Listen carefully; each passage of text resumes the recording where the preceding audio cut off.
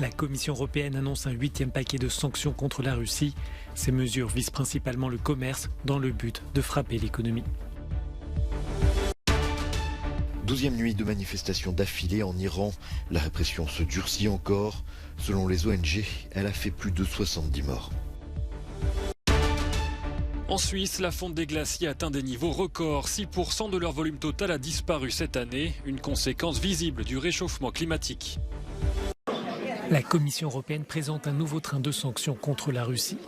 Ces propositions doivent permettre, entre autres, de jeter les bases juridiques pour la mise en place d'un plafonnement des prix sur le pétrole russe. Ce 8e paquet de mesures est la réponse des 27 aux référendums illégaux qui se sont déroulés en Ukraine dans les territoires occupés par Moscou. Pour la présidente de la Commission européenne, ces simulacres de scrutin ont pour but d'accaparer des terres ukrainiennes et de changer par la force les frontières internationales. Nous n'acceptons pas ces référendums fictifs ni toute forme d'annexion de l'Ukraine. Nous sommes déterminés à faire payer le Kremlin pour cette nouvelle escalade. Le principe d'un plafonnement du prix du pétrole se fait en coordination avec les pays du G7. Ces nouvelles mesures portent en grande partie sur le commerce. De nouvelles interdictions d'importation d'une valeur de 7 milliards d'euros sont sur la table afin d'assécher l'économie russe. À cela s'ajoute l'interdiction pour les 27 d'exporter des technologies nécessaires à la machine de guerre du Kremlin. Enfin, la Commission propose d'ajouter de nouvelles personnalités sur sa liste noire. Cette extension concernera aussi les ressortissants de l'Union qui siègent dans les conseils directeurs des entreprises publiques russes. Nous allons ajouter des opérateurs clés.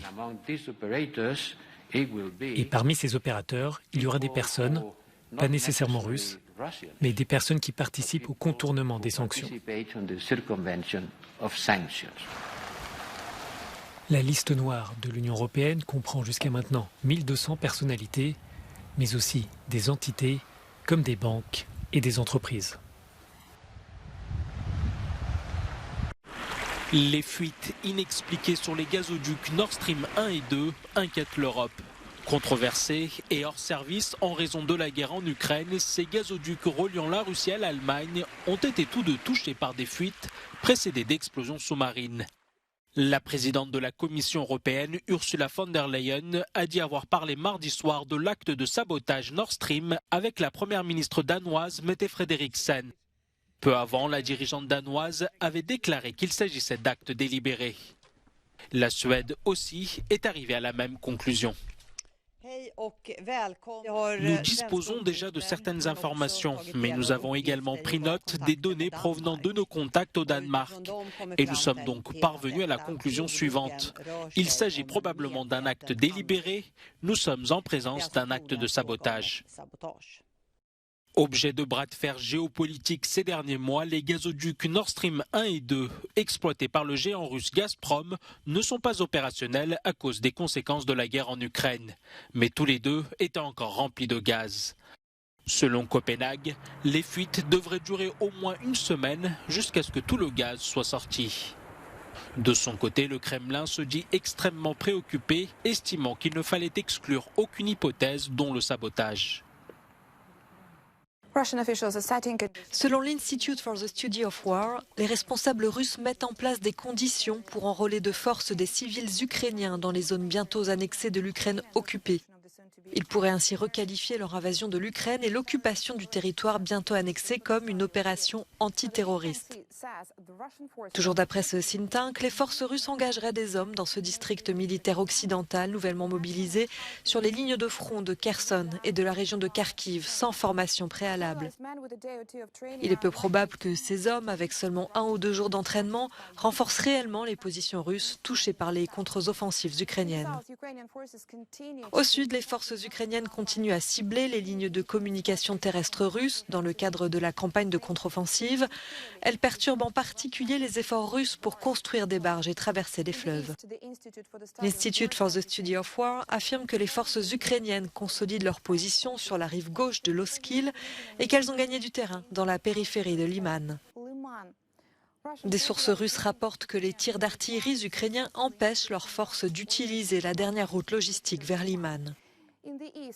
À l'est, d'après le ministre britannique de la Défense, la Russie regroupe des défenses supplémentaires, probablement parce que l'avancée ukrainienne menace à présent la région de Louhansk.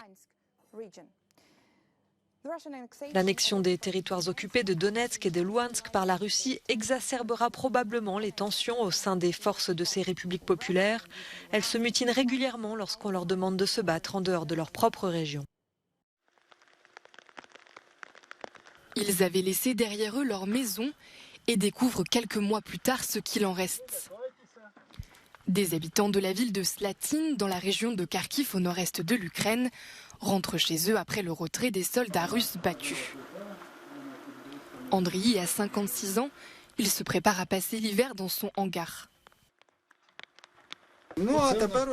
Eh bien, maintenant que ma maison a été ravagée, je vis dans cet abri.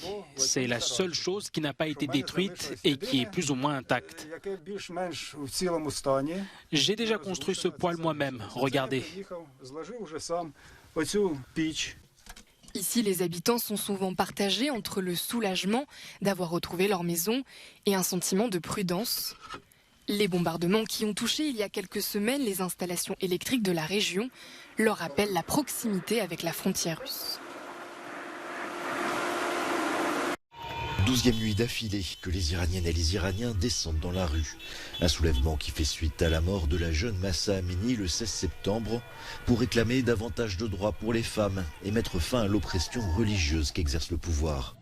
Depuis le début des manifestations, plus de 70 personnes auraient été tuées selon les ONG et cela devrait encore s'aggraver. Ce mercredi, la police iranienne a affirmé qu'elle continuerait à réprimer durement le mouvement.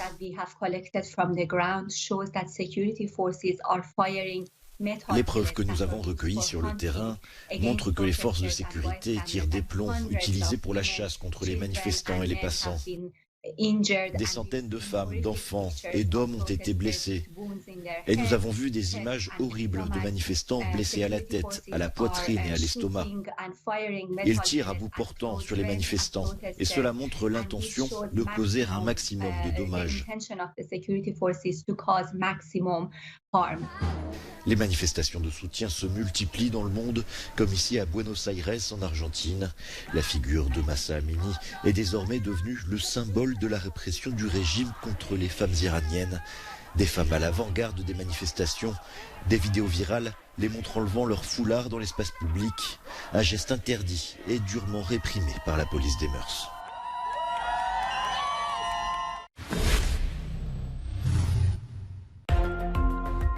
Une personne a été tuée ce mercredi en Belgique, à Merksem, dans la région d'Anvers, lors d'une fusillade avec les forces de l'ordre. Un échange de coups de feu mortels alors que la police procédait à une dizaine de perquisitions en lien avec un projet d'attentat terroriste planifié par des proches de l'extrême droite. Selon le parquet fédéral, cette opération a permis de saisir de nombreuses armes et des munitions. Samantha Cristoforetti devient la première femme européenne à prendre les commandes de la Station spatiale internationale. À bord de l'ISS depuis avril, l'Italienne de 45 ans en a été nommée commandante. Elle succède au Russe Oleg Artemiev.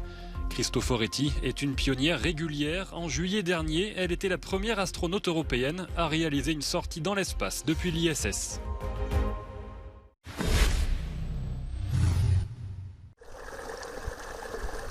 C'est une conséquence bien visible du réchauffement climatique. En Suisse, les glaciers ont battu tous les records de fonte en 2022.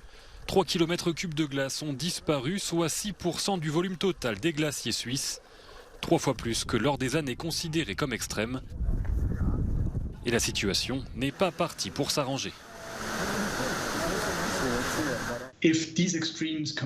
Si ces conditions extrêmes continuent ainsi, nous verrons les glaciers disparaître bien plus tôt que ce que l'on craignait réellement. Selon les scénarios climatiques, nous prévoyons que d'ici 2100, nous verrons encore de la glace à haute altitude. Mais s'il n'y a pas de protection du climat, pas de réduction des émissions de gaz à effet de serre à l'échelle mondiale, il n'y aura presque plus de glace d'ici 2100. Au printemps, dans les Alpes, l'épaisseur de neige n'avait jamais été aussi faible. La glace a ensuite subi la vague de chaleur estivale sans son bouclier naturel. À la fin de l'été, près du glacier suisse de Tsanfleuron, une couche de glace habituellement épaisse a complètement fondu.